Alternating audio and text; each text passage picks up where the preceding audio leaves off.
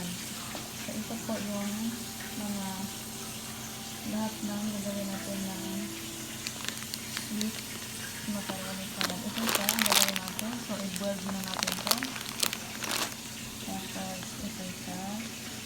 Yung sweetened condensed milk. Yung hot cocktail. Nestle cream. Tapos, ito siya. Yung red na coconut na talikokos. Ito siya, yung gel na coconut syrup.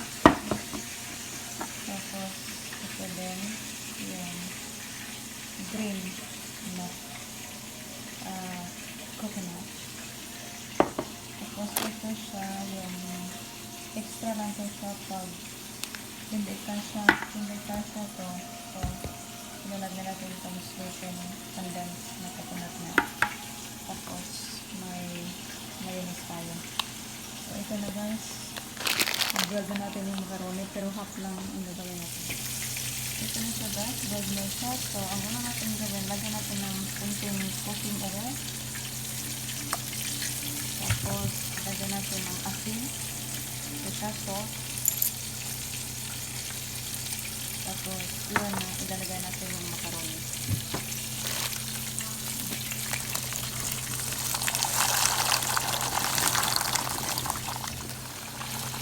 Guys, pag mag-boil tayo ng macaroni, continuous stirring lang siya para hindi dumidikit. Ito na po yung macaroni natin. Tapos na. So, lagyan natin ng malamig na tubig para hindi siya magdikit-dikit. So, kailangan hiwalay-hiwalay siya.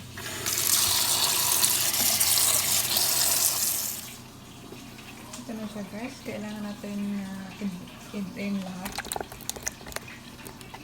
Dito isali yung yung gel.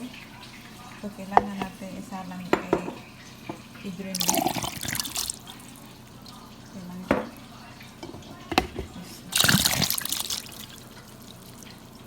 Ang dami naman ito eh.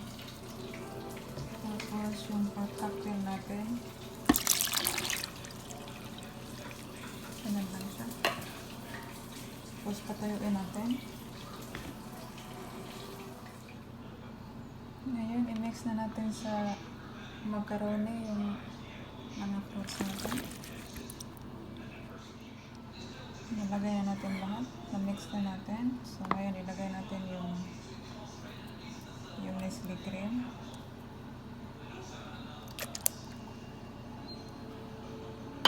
Tapos, lagay natin yung sweetening.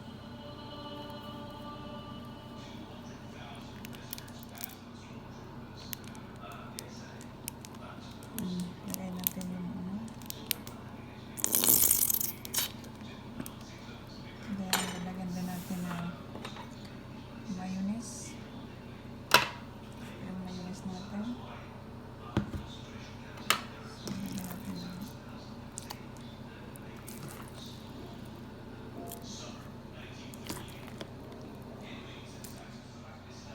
So now, nalagyan natin lahat. So, i-mix na natin ito.